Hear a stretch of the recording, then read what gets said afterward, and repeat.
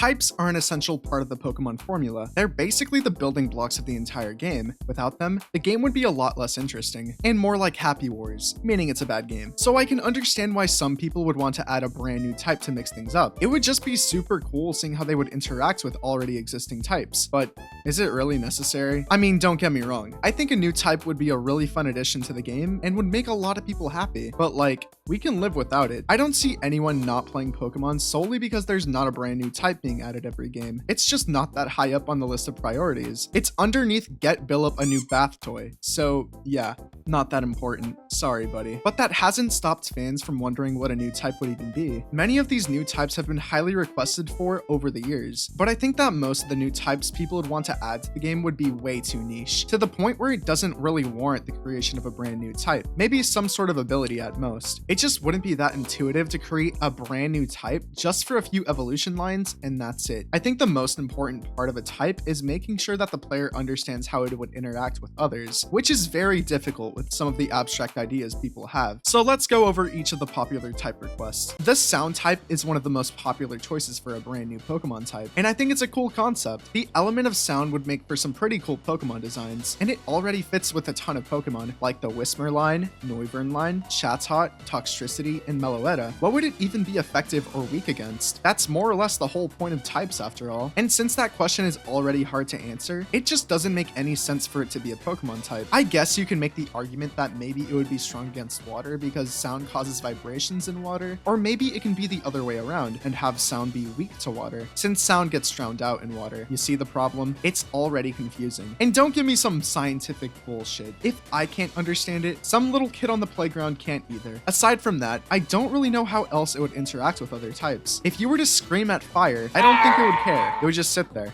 patiently. Apparently, there was a study that showed that music could actually help plants grow faster and healthier, but it could also kill them. Or maybe that was just with verbal abuse. I don't remember. I just thought it would be funny to mention. You just tell a Chikorita to fuck off and it dies. Imagine coming home and your potted plant is listening to Lotus Juice or something. It would be hilarious. That aside, there wouldn't be enough Pokemon to even warrant the creation of this type. Again, it was only like, what, 5 evolution lines at most? Even if there was a few more Pokemon, the type matchups would just be really confusing to remember. Moving on. Just like the sound type, a light type has been requested for years, mostly going by the logic of, oh, well, we have a dark type, why can't we have a light type as well? But I don't think we're ever going to see this type, mostly because it would just be redundant. The light type basically already exists in Pokemon. Where is it exactly? It's the fairy type. While not being exactly the same, it's pretty damn close. It counters the dark type, which is what people wanted most out of a light type in the first place. But some people need to stop themselves and think. Think, Rogue. Think. What would you do with the light type after that? Aside from being good against dark types, I can't really think of anything else. Maybe light could be good against ghost types, kind of like a holy light or just light in general. Maybe grass would resist it since light is what helps them grow in the first place. I don't really know. I think the fairy type is just a way more versatile light type since you're able to do more with it since it's a more unique concept. I also just feel like any Pokemon that would have the light type would probably be classified as an electric type, fairy type, or maybe even a fire type. Hell, maybe even normal if they're feeling bold enough. Plus again, the light type would just be really hard to implement into designs. You could only really use it for Pokemon that have their own light source, like Litwick or Lantern maybe, or for Pokemon that glow in the dark, but there isn't really a lot of Pokemon like that. I feel like a Pokemon type shouldn't influence the designs of future Pokemon. A Pokemon design should be made first and types given after. The fairy type is just way cooler, has a more diverse pool of Pokemon, doesn't require you to have a lamp taped to your head or something, and would just have way more useful type matchups. A nuclear type sounds like it would be so badass. It's a literal nuke. The Persona series has already done this though, which I think is really cool. But elemental affinities aren't exactly tied to weaknesses and resistances in SMT. Everyone is just more or less weak to something seemingly random, so I have no idea how it would interact with other types. I'm not a nuclear scientist, but I feel like radiation would basically demolish everything in its path. It'd probably be super effective against water since it would irradiate it and would 100% demolish the grass type. You could really make the same argument for pretty much every single type being weak to nuclear. I can't really think of anything being super effective against nuclear. I guess maybe steel, rock,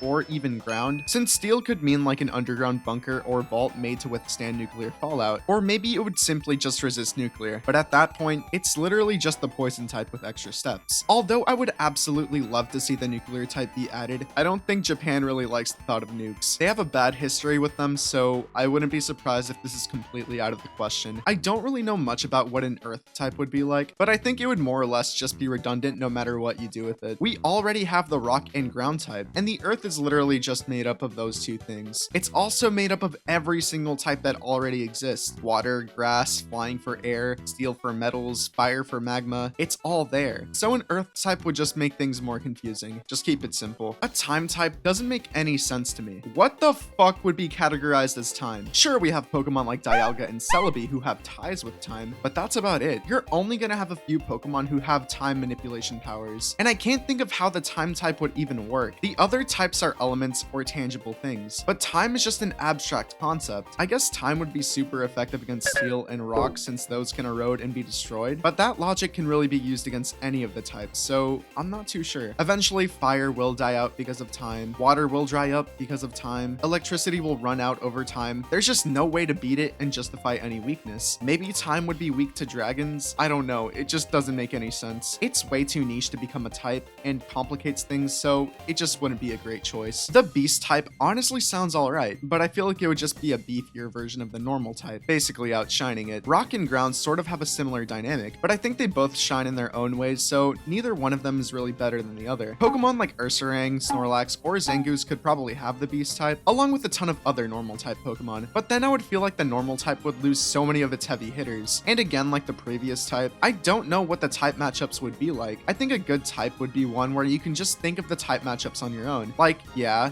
obviously fire beats water, duh. But even strange ones like ice being strong against dragons makes sense. Reptiles slow down in the cold and hibernate, essentially being weak to it. Maybe I'm just not creative enough to think of them on my own, but my point still stands. I think out of all of them, the cosmic type might be the best concept, and that's being very generous. There's already a ton of Pokemon with extraterrestrial origins. Of course, there's the obvious ones like Clefairy, Elgium, and Deoxys, but there's also Staryu, Starmie, Kyurem, Gothorita, and Solrock and Lunatone. There's also Iron Shreds and Iron Moth. I think it's also just a really cool concept in general. If there was to be a new element added, aside from nuclear, gravity would be the best place to start, which would more or less be cosmic. It's kind of like how light got adapted into fairy. Maybe it could be strong against fire, flying, rock, and ground, since fire can't really exist in space since there's no oxygen. No, the sun doesn't count. Flying too, because like I just said, there's no oxygen in space. And rock or ground, maybe because of asteroids hitting Earth. I don't know. I did my best, cut me some slack. It could be weak to the dark type,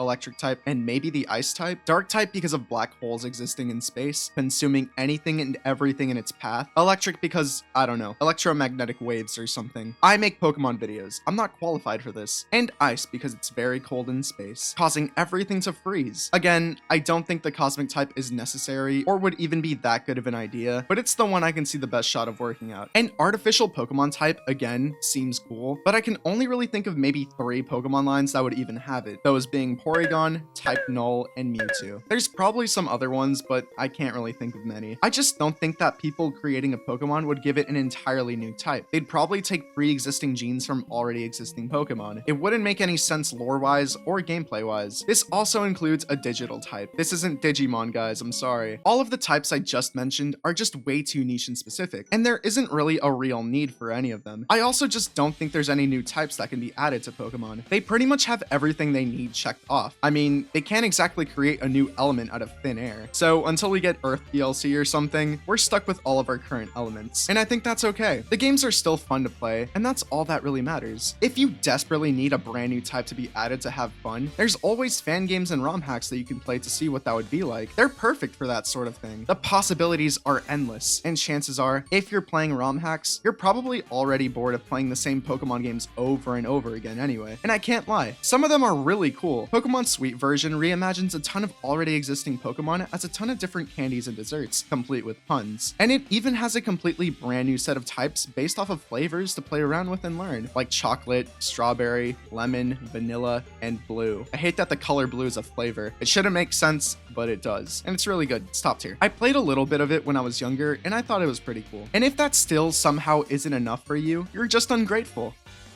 I'm just kidding. There's a Pokemon ROM hack called Pokemon Too Many Types, which is exactly what it sounds like. It adds around 50 brand new types, which is insane. Who needs this many? There is no way in hell I'd be able to memorize all of those type matchups. At that point, it's just overkill. I think we'll be fine with the 18 types we currently have. Don't fix what's not broken, you know? But if at some point Pokemon does add a new type, that would be awesome. But again, until then, I don't really mind. Anyways, that's all I gotta say really. Subscribe, like the video, comment, follow my socials, join the Discord. Where's winter? Later, everyone.